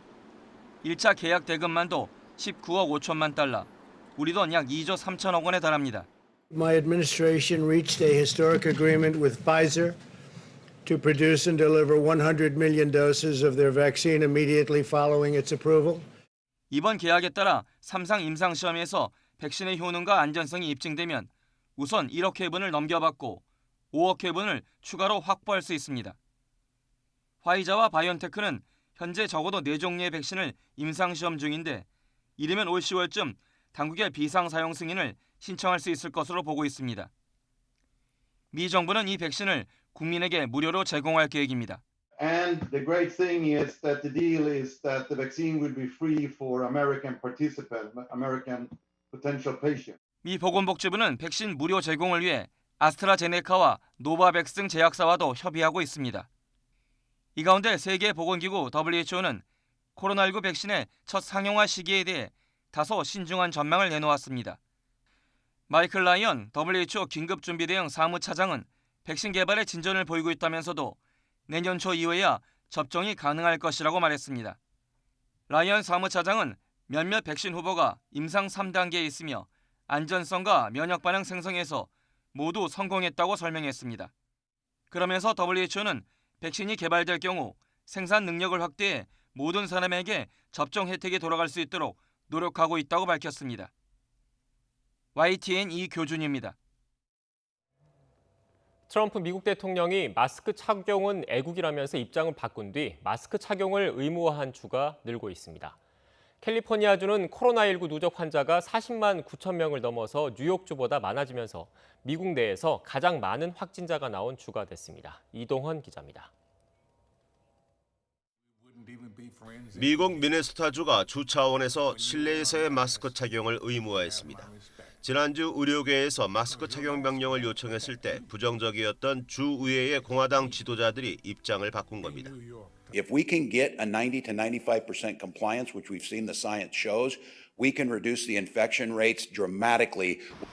왈투 주지사는 마스크 착용을 자동차의 안전벨트에 비유하며 경제 활동을 가능하게 하는 가장 싸고 효과적인 방법이라고 강조했습니다. 오하이오주와 인디애나주도 주 차원에서 마스크 착용을 의무화했습니다. 개인의 자유 침해라는 논란 속에서도 미국의 50개 주 가운데 마스크 착용을 의무화한 주가 30곳을 넘어섰습니다. 미국의 수도 워싱턴 DC는 집 밖에 나서면 꼭 마스크를 쓰도록 했고 위반하면 최고 $1,000의 벌금을 내야 합니다. 40만 9천 명의 누적 확진자를 기록하며 뉴욕주를 넘어 미국 내 최다 확진자가 나온 캘리포니아주의 주지사는 마스크 상자가 쌓인 창고에 서서 마스크 착용의 중요성을 강조했습니다. A sober reminder of why we are taking things as seriously as we are. A sober reminder of why we put in that mask mandate here in the state of California. 캘리포니아주의 인구는 4천만 명으로 뉴욕주의 2배가 넘고 미국에서 가장 인구가 많습니다. 다행히 코로나19 사망자는 8천 명 정도로 뉴욕주의 3만 2천 명보다 적습니다. 하지만 지난 화요일 하루 기준으로 가장 많은 12,800여 명의 확진자가 발생하는 등 확산세가 이어지고 있습니다. YTN 이동원입니다. 국내에서 코로나19 첫 환자가 발생한 지 6개월이 지났습니다. 우리나라뿐만 아니라 전 세계가 나서 코로나19 극복을 위한 연구를 진행하고 있는데요. 여전히 넘어야 할 산이 많습니다. 앞으로 남은 핵심 과제가 무엇인지 최소라 기자가 정리했습니다. 코로나19 장기화 가능성이 커지면서 가장 큰 과제는 백신 개발입니다. 백신 후보 물질 200여 개 가운데 수십 개는 이미 임상시험에 돌입했고 올해 안에 백신 개발 가능성이 있습니다. The phase 3 trial is a little bit beyond our control in terms of timing because it's a case-driven study. But presuming that we are able to accrue cases relatively quickly in that study, we would hope in the fall or towards the end of the year we'd have data that we could submit to the FDA for them to make a determination on whether to approve. 코로나19 항체가 얼마나 어떻게 효과가 있는지 정확히 규명하는 것도 중요합니다. 실제 코로나19 항체 수명이 3개월에 불과하다는 연구 결과까지 나오는 상황에서 자칫 백신 개발 자체가 무의미해질 수도 있습니다. But it's data we have because we're seeing both an antibody response and a T-cell response. And as you know, at the moment, we don't know what the immune correlates of protection are that will ultimately confer protection against this virus. 사람마다 증상이 완전히 다른 점도 풀어야 할 숙제입니다. 무증상 감염부터 호흡기 심혈관까지 워낙 증상이 다양해 효과적인 진단법과 치료법을 찾는데도 어려움이 있습니다. 코로나19의 경우에는 뚜렷한 호흡기 증상 외에도 두통이나 근육통, 인후염, 심지어 외국의 경우 피로 등과 같은 비특이적 증상도 있습니다. 이 밖에 코로나19가 처음 발생할 때 박쥐와 천상갑을 거쳐 인간에게 넘어왔는지 정확한 기원을 밝히는 것과 바이러스의 주요 성질을 바꿀 심각한 돌연 변이의 발생 여부 확인도 해결 과제로 꼽힙니다. 국제학술지 네이처는 이 같은 5대 과제를 완전히 해결하는데 상당히 오랜 시간과 투자가 필요할 것으로 내다봤습니다. YTN 사이언스 최소라입니다. 수돗물에서 벌레가 발견됐다는 신고가 잇따르는 가운데 인천 지역의 민원 신고가 전국에서 가장 많은 것으로 집계됐습니다. 지난해 붉은 수돗물 사태 이후 수도 필터를 설치한 가정이 늘면서 다른 지역보다 상대적으로 유충 발견이 더 많다는 분석이 나오고 있습니다. 엄윤주 기자입니다. 결혼을 앞두고 인천 서구에 미리 신혼집을 마련한 조민지 씨. 수돗물을 이용할 때마다 노심초사입니다. 샤워기 필터는 정체불명 검은 가루로 뒤덮여 찝찝함이 이를 데 없고 설거지할 땐 유충이 없는지 살펴보는 게 일이 됐습니다. 샤워하고 나서도 계속 이제 유충이 나왔나 확인하고 있고 이제 뭐 이물질도 계속 같이 나오니까 너무 불안해서 샤워할 때마다 확인하고 또 확인하고 하니까 너무 불편해서 같이 이제 신혼집 합치는 것도 미루게 되더라고요. 이웃집에서 유충이 나왔다는 소식에 필터를 교체한 가정도 있습니다. 정수기도 못 믿어워 물을 사 먹은 지 일주일째입니다. 필터도 바꾸고 생수도 많이 진짜 사서 쟁여놓고 이는 정수기물로 부분은 닦고요. 딸은 생수로 입 닦고 정수기도 믿기는 힘들고. 지난 9일 처음으로 유충 관련 민원이 나온 인천 지역의 경우 지금까지 누적 신고 건수가 814건에 이르는데 이 가운데 실제로 유충이 발견된 사례는 211건으로 늘었습니다. 그렇다고 인천에 유충이 유독 많다는 것을 의미하는 건 아니라는 게 전문가들의 의견입니다. 지난해 붉은 수돗물 사태를 겪으면서 인천 시민들이 수도꼭지 필터 등을 적극적으로 활용하고 물에 대한 관심이 크기 때문에 제보가 활발하다는 겁니다. 인천 지역이 작년에 그 적수 사태를 크게 겪으면서 수돗물에 대한 시민들의 관심도도 높아졌고요. 다른 지역에 비해서 인천 지역에서는 훨씬 더 많은 시민들의 눈에 띄었던 것 같습니다. 유난히 따뜻했던 지난해 겨울이 유충 확산에 영향을 미쳤다는 분석도 있습니다. 깔따구 경우에는 유충으로 활동하는데 온도가 이제 그 온난화되면은 많이 생존해서 봄을 맞게 됩니다. 깔따구가 예년보다 좀 많이 발생될 수 있는 여건이 되는 거죠. 전국적으로 유충 관련 제보가 끊이지 않으면서 환경부는 비상상황실 운영에 들어갔습니다. 각 지방자치단체의 유충 관련 민원을 취합해 종합 대응책을 마련할 계획입니다. YTN 엄윤주입니다.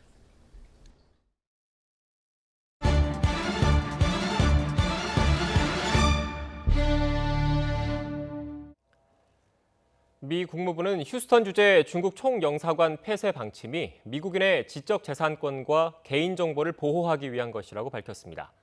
마이크 폼페이오 국무장관도 미국인의 안전과 국가 안보, 경제와 일자리를 지키려는 조치라고 말했습니다. 워싱턴 강태욱 특파원의 보도입니다. 모건 오테이거스 국무부 대변인은 비엔나 협약에 따라 각 국가는 다른 나라의 내정에 간섭하지 않을 의무가 있다고 말했습니다. 그러면서 미국인의 지적 재산권과 개인정보를 보호하기 위해 휴스턴 중국 총영사관 폐쇄를 요구했다고 설명했습니다. 덴마크를 방문 중인 폼페이오 국무장관도 미국의 안보와 경제를 보호하기 위해 필요한 조치라고 밝혔습니다. We are setting out clear expectations for how the Chinese Communist Party is going to behave.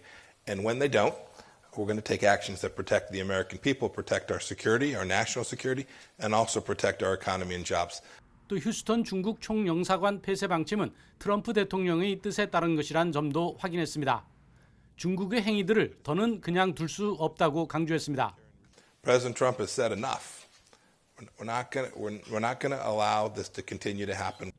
상원 청문회에 출석한 스티븐 비건 국무부 부장관도 중국이 미국 기업의 지적 재산권 침해와 상업적 스파이 활동을 해왔다고 설명했습니다. 또 중국이 군사적 역량 강화를 위해 개방적인 미국 대학 시스템을 이용하고 유학생들을 지켜 민감한 기술들을 훔치도록 했다고 밝혔습니다. 다만 미중 간의 지속적인 협력의 영역이 될 수 있는 현안 가운데 하나가 북한이라며 중국의 역할을 열어놨습니다. 워싱턴에서 YTN 강태욱입니다. 이런 가운데 미 국무부 고위 관리가 국내 통신사 가운데 유일하게 중국 화웨이 장비를 사용하는 LG U+를 콕 집어서 화웨이와의 거래 중단을 촉구하고 나섰습니다. 박철원 기자입니다. 미 국무부 내에서 사이버 국제정보통신을 담당하는 고위 관리가 화상 브리핑을 통해 미국의 5G, 즉 5세대 이동통신망 안보 정책을 설명했습니다. 그는 먼저 중국 화웨이 장비에 의한 5G 통신망 구축은 매우 중대한 안보 이슈에 직결돼 있다며 우려감을 나타냈습니다. The issue when one is deploying Huawei technology is the ability for the Chinese Communist Party to make the decision that they would want to undermine that technology by disrupting it or using it as a surveillance tool. 그러면서 스트레이아 차관보는 LG U+ 등의 기업에게 사실상 중국 통신 장비 업체 화웨이와의 거래 중단을 촉구했습니다. We would urge companies like LG U+ to migrate away from untrusted vendors to trusted vendors. LG U+가 화웨이의 5G 장비를 쓴다면 중국이 언제든 문제를 일으킬 수 있는 5G 통신망 기반의 자율주행 자동차나 원격 의료를 믿을 수 없을 것이라는 뜻으로 풀이됩니다. 그는 가능한 한 빨리 신뢰할 수 있는 공급업체로 옮기는 것이 오히려 기업의 이익이 될 것이라고 강조했습니다. 스트레이아 차관보는 소유와 지배가 투명하지 않고 지적 재산권 침해 등 비윤리적이고 불법적 행위라는 이력이 있다고 화웨이를 거듭 비판했습니다. 그는 화웨이와 중兴통신 같은 공급자를 5G 통신망의 일부에라도 참여시키는 것은 간첩 행위에 취약하게 만들어 정부나 회사, 개인정보를 위태롭게 할 것이라고 경고했습니다. 마이크 폼페이오 국무장관도 지난 14일 화웨이 장비를 쓰지 않는 SK와 KT를 깨끗한 업체로 공개 거명하며 여타 업체들의 반 화웨이 전선 동참을 촉구한 바 있습니다. YTN 박철원입니다. 문재인 대통령은 다음 달 창설 50주년을 맞는 국방과학연구소를 방문해 연구진을 격려했습니다. 최근 군사 전용 통신위성 발사, 첨단 장비죠. A4 레이더 개발에 성공한 것 등을 특별히 격려하면서 국방과학기술 개발에 투자를 계속하겠다고 말했습니다. 문 대통령의 발언 직접 들어보겠습니다. 국방과학연구소 반세기의 역사는 불가능을 가능으로 바꿔온 역사입니다. 소총 한 자루 제대로 만들지 못하던 시절에 창설되어 이제는 한반도의 평화를 지키기에 충분한 사거리와 세계 최대 수준의 탄두 중량을 갖춘 탄도미사일을 개발하기에 이르렀습니다. 우리 군은 세계에서 10번째로 군사 전용 통신위성을 보유하게 되었습니다. 조만간 우리 기술로 군사 정보 정찰 위성까지 보유하게 되기를 기대합니다. 정부는 앞으로도 우리 스스로 책임지는 국방, 우리 손으로 만드는 한반도 평화에 대한 강력한 의지를 갖고 국방과학기술 분야에 대한 투자를 계속해 나가겠습니다.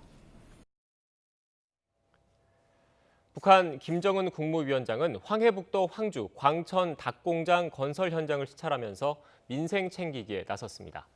조선중앙통신은 오늘 김정은 위원장이 공사 현장을 돌아보면서 닭공장 건설 진행 실태를 구체적으로 파악했다며 이렇게 보도했습니다. 북한 동해 수역에서 중국 어선들이 불법 조업을 하고 있다는 지적 계속 제기되고 있는데요. 한 국제 비영리 단체가 지난 2017년과 2018년 2년 동안 중국 어선들이 불법 조업을 하면서 5천억 원어치 이상의 오징어를 잡아갔다고 발표했습니다. 김원배 기자입니다. 북한이 주장하는 동해 배타적 경제 수역에서 중국 어선들이 2017년에는 900여 척, 2018년에는 700여 척이 조업하면서 16만 톤 이상의 오징어를 잡아갔다. 이는 한국과 일본의 오징어 어획량을 합한 것에 육박하는 양이다.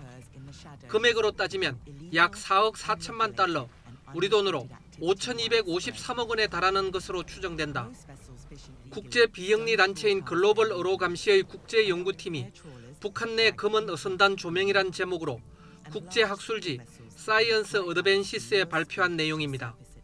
The combination of radar, optical imagery, and vessel GPS transponder data has revealed a fleet of over 900 vessels operating illegally and catching about $500 million of squid between 2017 and 2018.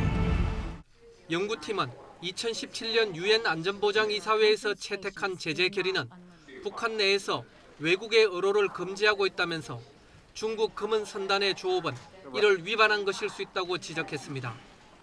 연구팀은 선박 자동 식별 시스템과 레이더 이미지, 야간 이미징, 고해상도 광학 이미지 등 4가지 위성 기술을 종합해 중국 검은 선단의 실체를 파악했습니다. 연구팀은 북한 동해 수역에서 조업한 중국의 어선들이 중국 항구로 돌아가는 것을 추적할 수 있었다고 밝혔습니다. These vessels could then be traced back to Chinese ports. 연구팀은 북한 수역에서 불법 어로 활동을 하는 선단 규모는 중국 전체 원양 어선단의 3분의 1을 차지한다고 지적했습니다. 그러면서 이는 다른 나라 수역에서 이루어진 단일 국가 어선의 불법 어로로는 지금까지 알려진 것 중 가장 크다고 밝혔습니다. 연구팀은 한국과 일본 수역에서 각각 잡히는 오징어가 2003년 이후 각각 80%와 82%가 줄어들었다고 지적했습니다. 그러면서 중국 검은 선단들이 오징어 어획 관리에 큰 위협을 제기하고 있지만 영해 범위에 대한 관련 국가 간 합의가 이루어지지 않아 국가 차원의 공동 어획 관리를 방해하고 있다고 덧붙였습니다. YTN 김원배입니다. 이인영 통일부 장관 후보자 인사청문회가 조금 전 다시 시작됐습니다. 앞서 이 후보자는 오늘 오전 북미의 시간을 남북의 시간으로 돌려놓기 위해서 창의력과 상상력을 가지고 접근해야 한다 이렇게 강조했습니다. 야당에선 이 후보자 아들 문제와 또 이 후보자의 대북관과 안보관에 대해서 공세를 펼쳤는데요. 국회 현장으로 가보겠습니다. 정말 아까도 오전에 제가 얘기할 때 목숨을 걸고 자유 대한민국 품에 안기셨습니다. 근데 제가 그 정체성도 좋지만 기순을 해서 대한민국 품에 안기셨으면 이 통일부 장관 청문회가 이 통일부 장관이 정말 사상 검증하는 거 좋습니다. 우리 얼마든지 할 수 있습니다. 80년대 35년 전 문제 끄집어내도 좋습니다. 그러나 그 하지도 않은 거에 대해서 뭐 우리 그 많은 우리 국민들이 보고 계시는데 지금 미래통합당 야당 의원들이 가장 가고 싶은 데가 강남입니다. 강남에서 40년 동안 대한민국 사시면서도 누리지 못한 거를 4년 만에 다 갖고 계시는데 마치 우리가 사상 검증을 하면서 본인을 공격하는 듯한 이런 거를 난 진행하는 거는 안 된다고 생각합니다. 대한민국 헌법 가치에 대해서 얘기하는 거는 의원님이 하시는 철학 얘기해 주시면 좋겠고 우리가 우리 헌법에 대한 얘기를 하는 거는 좀 들어주셨으면 좋겠다고 난 생각해서 위원장님께서 그런 진행에 대한 거는 좀 적절하게 좀 해주셨으면 좋겠습니다. 네, 여기까지 합시다. 우리 국회의원들이 우리 대한민국 헌법은 국회의원에게 면책 특권과 불체포 특권이라는 특권을 부여하고 있습니다. 그것은 국민을 대변해서 자유롭게 어떤 제한 없이 의정 활동을 하라는 헌법적인 보호의 취지입니다. 대신 내부적으로 우리 스스로의 국회의원 스스로의 검도와 통제는 여야의 관행과 상호간의 존중을 통해 만들어 가야 된다고 생각이 들고요. 지금 말씀하신 뭘 제한한다 그런 개념보다는 아까 말씀처럼 뭘 전제로 사상 전향이라는 표현 자체가 논란이 됐던 거니까 이해해 주시기 바라겠고 말씀할 때 그런 점을 감안해서 질의해 주시길 바라겠습니다. 그러면 김석기 의원님 질의해 주시죠. 예, 천연고도 경주 출신 김석기 의원입니다. 그 후보자님 질의를 하겠습니다. 그 이 자제되는 이규찬 씨 병역 문제에 대해서 질의를 하겠습니다. 우리가 이 병역 문제가 중요한 것이 말이죠. 우리 대한민국은 이 지구상의 유일한 분단 국가고 남북이 이렇게 대치되어 있는 상황이기 때문에 대한민국 국민은 누구나 다 국방의 의무를 지고 있습니다. 그것은 국민의 기본적인 의무인 것입니다. 그래서 저도 군대 생활을 했지만은 누구나 군대 가서 3년 또는 2년 고생하고 싶은 생각이 없는 사람이 대부분일 겁니다. 그러나 그럼에도 불구하고 이 나라를 지켜내야 되기 때문에 군대에 다 가는 것입니다. 그것이 의무이기 때문에. 그리고 군대 생활하면서 그 훈련 과정도 힘들지만은 예를 들면 천안함 우리 용사들이 바다에서 폭침당했듯이 또는 연평해전에서 또는 연평도에서 우리 국군들이 전사했습니다. 그러한 정말로 위험한 그런 상황 속이지만은 국방의 의무, 국민의 기본적인 의무이기 때문에 다 군대 가는 것입니다. 그래서 우리 젊은이들이 여기에 대해서는 대단히 관심이 많습니다. 오전에 우리 존경하는 김계연 의원님께서 전 국무총리의 자제, 또 교육부 장관의 자제, 대통령 특보의 자제 다 병역 면제받았다. 그리고 우리 이인영 후보자도 어쨌든 본인도 군대 안 갔고 면제받았고 그리고 그 아드님도 군대 안 갔습니다. 면제받은 게 사실입니다. 여기에 대해서 지금 우리 청년들이 어떤 반응을 보이느냐. 지금 그 댓글을 제가 한번 읽어드리겠습니다. 군대 갈 사람은 정상 생활 가능한 수준이면 진단서 자체를 안 낸다. 군대 간다 그냥. 어차피 안 될 거라고 알고 재심사 요청하는 꼴이라 더 역겹다. 위선도 저 정도면 예술의 경지다. 또 나는 뇌수술 한 번, 연골판 무릎 수술 2번 받고도 사회복무요원 왔는데 5급은 절대 안 주더라. 그런데 고위층 자제는 척추염 걸리고도 레이싱도 하고 면제도 받고 난 박탈감이 너무 심하다. 아파도 군대에 왔는데 솔직히 일상생활 가능하면서 사회복무요원이라도 해야지. 강직성 척추염 환자입니다. 20년 넘게 겪고 있는데 2003년 수차례 재검 신청을 해서도 현역 2급이 나와서 입대했고 육체적 고통은 남들보다 있었지만 잘 견뎌내고 무사히 제대했습니다. 병역 면제 수준이면 아침 저녁으로 움직이지도 못할 정도의 큰 고통일 텐데 멀쩡히 저런 생활을 누렸다니 상대적 박탈감이 너무 크다. 이런 내용들이 지금 쇄도하고 있습니다. 여기에 이 신문기사에 달린 댓글이 수천 개나 달려 있습니다.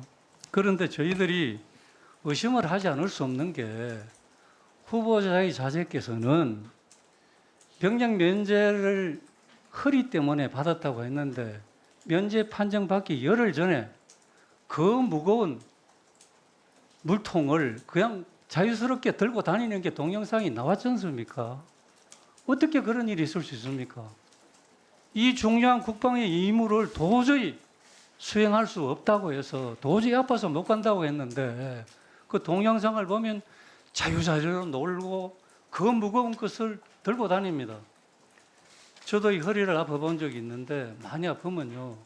이 작은 가방 하나도 들기가 힘듭니다. 지금 이런 상황이 있지 않습니까? 그래서 저희들이 이런 의혹이 있기 때문에 이 의혹을 밝혀내기 위해서는 그런 자료를 제출해 주십시오. 이렇게 이야기를 했습니다. 오전에 우리 이 후보자께서는 그 아들이 2번째 신검을 받을 때 2014년도 1월 달에 허리가 아픈 것이 판명이 됐다. 이렇게 얘기했습니다. 맞습니까? 1월 달에 기흉 수술을 했고 기흉 수술을 한 이후에 허리가 계속해서 아프다 그래서 좀 들어주셔야 하지 않습니까? 이 정도 얘기면. 나중에 다시 다 말씀하십시오. 제 발언이 끝나면 네. 질의가 끝나면 하십시오. 그래서 저희들이 자료 요청한 내용 중에서 2014년도에 허리 치료한 내역을 좀 달라. 이런 요청을 했는데 자료를 안 주고 있습니다. 본인들 동의를 얻지 못했기 때문에 자료를 줄 수가 없다. 지금 이렇게 얘기합니다. 왜 안 주는 겁니까? 그 자료를 주면 허리가 이렇게 심하게 아파서 이렇게 치료했다. 또는 수술도 했다.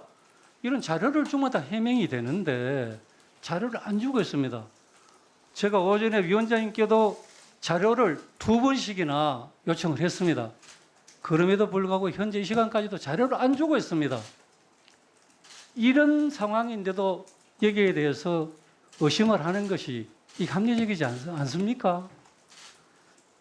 지금 이 시간에도 우리 전방에서 후방에서 우리의 젊은이들이 정말 이 대한민국을 지키기 위해서 열심히 군 복무에 임하고 있습니다. 그래서 우리 젊은이들이 왜 유독 고위직 자녀만, 사회 지도층 자녀만 군대 안 가느냐, 어디에 빠지느냐, 이런 문제를, 이런 불만을 해소해 주는 것이 고위공직자로서는 중요한 의무 중에 하나라고 저는 생각을 하는 것입니다.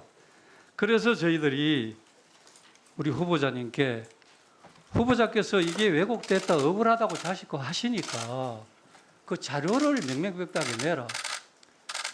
과거에 모 대통령 후보가 자기 자녀 문제 때문에 거의 유력한 대통령 후보에서 낙마했지 않습니까? 그리고 우리 고위공직자 후보들도 자녀들의 병역 문제 때문에 책임을 지고 스스로 물러난 적도 많이 있습니다. 이 문제를 가지고 너무 지나치다. 왜 자꾸 그런 얘기를 하느냐. 왜 사적인 가족 문제를 가지고 얘기하느냐 하면 저는 맞지 않다고 생각합니다. 그래서 그 소감을, 생각을 말씀해 주시고 마지막으로 젊은 국군 용사들에게 한마디 해주시기 바랍니다. 저도 답변할 수 있는 시간을 위원장님 주셨으면 좋겠는데요. 짧게 답변해 주십시오. 아니 이게 짧게 답변할 수 없는 성격의 것들이라서 그러나 길게 쓰진 않겠습니다. 최대한 짧게. 우선 전 경과 과정을 짧게 말씀드리면 2013년 10월 21일 날 실체 검사 통지가 되어 있습니다. 그래서 2013년 10월 21일 날 저희 아이가 신체 검사를 받으러 갔는데 부정교합 상태가 육안으로도 분명하고 그것을 교정 치료를 하고 있는 상황이 되니까 신체 검사를 다시 받아라 이렇게 된 겁니다. 그런데 일부에서 신체 검사 날짜를 알고 그때부터 부정교합 치료를 한 거 아니냐 이렇게 되는데 신체 검사가 통지된 날짜 그 훨씬 이전부터 치과 병원에서 부정교합 치료를 받고 있던 기록은 저희한테 분명히 있습니다. 그 점 의심하지 않으셨으면 좋겠고요. 그 다음에 2014년 4월 28일 날 신체 검사가 예정돼 있는데 저희 아이가 2014년 1월 말쯤에 기흉 수술을 받습니다. 오전에 말씀드린 대로 기흉 수술을 받고 났는데도 계속해서 허리 통증을 호소했기 때문에 흉부외과에서 신경외과로 트랜스퍼를 합니다. MRI나 CT를 찍어보라고. 그런데 거기서 허리 통증의 문제들이 신경외과와 관련됐을 거라고 생각하고 그랬는데 강직성 척추염과 관련한 부분들이 나오기 때문에 이 부분들이 류마티스 내과로 최종적으로 이렇게 다시 진료를 받게 됩니다.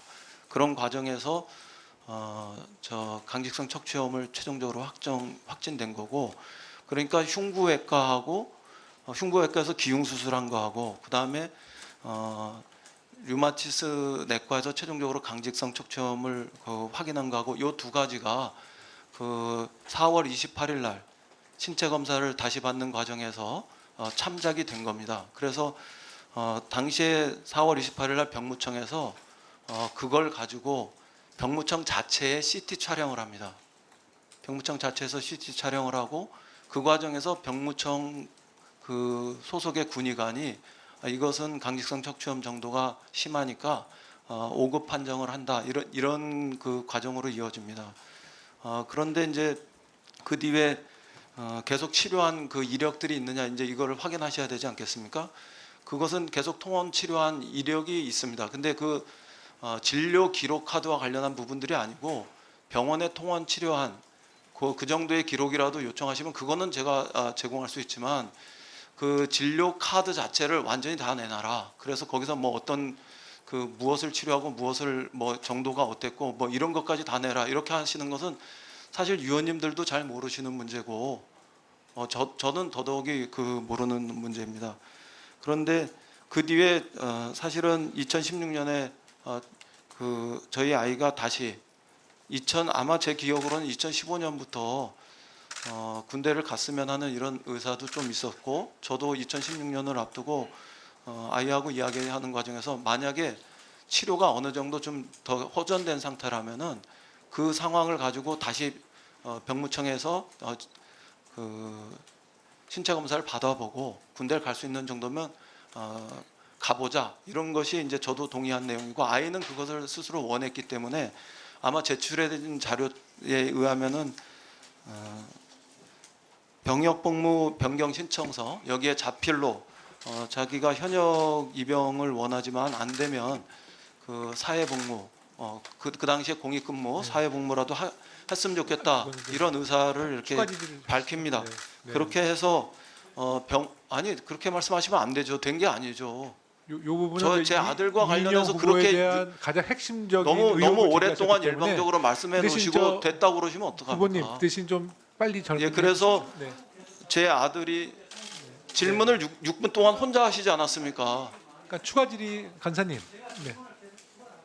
그럼 추가하시고요. 저도 필요한 답변 간략하게 마무리하겠습니다. 그렇게 해서 제 아이가 2016년 3월에 병무청에 가서 다시 그 신체 검사를 받았는데 그 자리에서도 다시 강직성 척추염의 정도가 심해서 그 5급 판정을 다시 받게 됩니다. 그와 관련해서 필요한 내용, 그 병무청에서 발부한 필요한 내용, 핵심적으로 필요한 내용, 저희 아이의 그 의료 사생활 기록과 무관한 부분들은 다 제출을 했는데 의원님들께서 일체 병무청 자료를 제출하지 않았다 이렇게 말씀하시는 건 저는 굉장히 사실을 다르게 말씀하신다고 생각합니다. 네.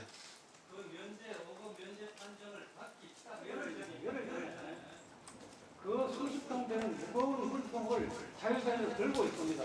어떻게 생각합니까?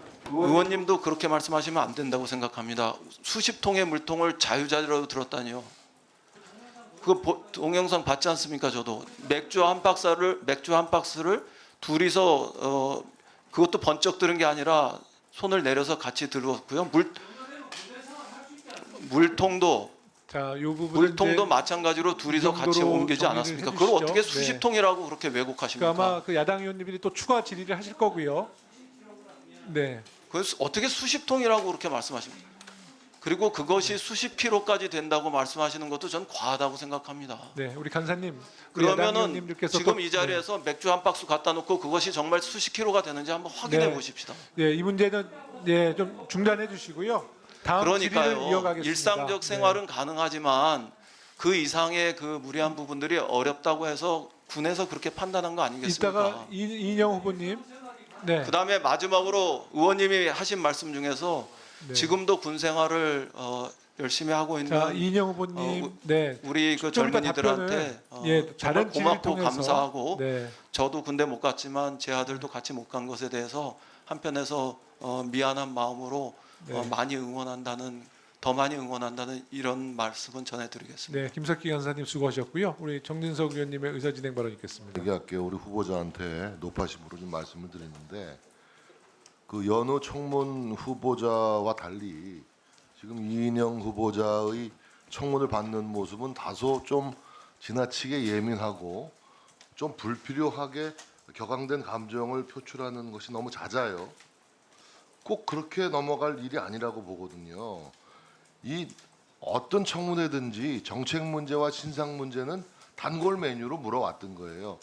질문을 하는 청문위원의 주장이 틀릴 수도 있어요. 이인영 통일부 장관 후보자 인사청문회 보셨습니다. 이어지는 청문회는 YTN 유튜브를 통해 계속 시청하실 수 있습니다.